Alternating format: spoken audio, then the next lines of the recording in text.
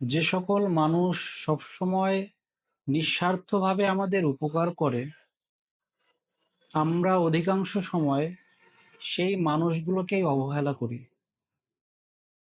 উদাহরণস্বরূপ দেখেন, গরু হচ্ছে এমন একটা প্রাণী, যেই প্রাণী জীবনের শুরু থেকে শেষ পর্যন্ত মানুষের উপকার করে যায়। গরু সারা জীবন আমাদের দুধ দিয়ে যায়। গরু আমাদের জন্য তার সন্তানকে কুরবানি করে দেয়। গরুর গোবর পর্যন্ত মানুষের উপকার করে। এমনকি শেষ সময়ে গরু তার নিজের শরীরটাকে পর্যন্ত মানুষের উপকারে, মানুষের দরকারে ব্যবহার করে যায়। একটা গরু সারা জীবন মানুষকে উপকার করার পরেও যদি কখনো কোনো মানুষকে এই গরু বলে সম্বোধন করা হয়, তাহলে মানুষ খুব রাগ করে।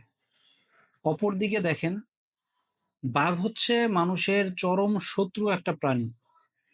বাঘ মানুষের এত বড় শত্রু যে মানুষকে দেখা মাত্রই বাঘ মানুষকে মেরে খেয়ে ফেলে।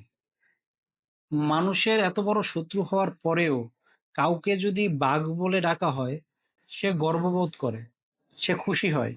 ঠিক সেই রকম আমাদের জীবনে যে সকল মানুষ ওই গরুর মতো নিঃস্বার্থ আমাদের উপকার করে যায়, সেই সকল মানুষকে আমরা মূল্যায়ন কম করি, তাদের কথার মূল্যায়ন কম করি। কিন্তু যে সকল মানুষের নেচার বা ব্যবহার ওই বাঘের মতো হয়, হিংস্র, আমাদের ক্ষতি করে, ভয়ে হোক আর যে কারণেই হোক, সেই সকল মানুষকেই আমরা বেশি প্রাধান্য দেই এবং তাদের প্রতি বেশি সম্মান প্রদর্শন করি। কিন্তু আমাদের উচিত ছিল প্রকৃতপক্ষে যারা আমাদেরকে ভালোবাসে, আমাদেরকে নিঃস্বার্থভাবে আমাদের পাশে থাকে, সে সকল মানুষের মূল্যায়ন করা।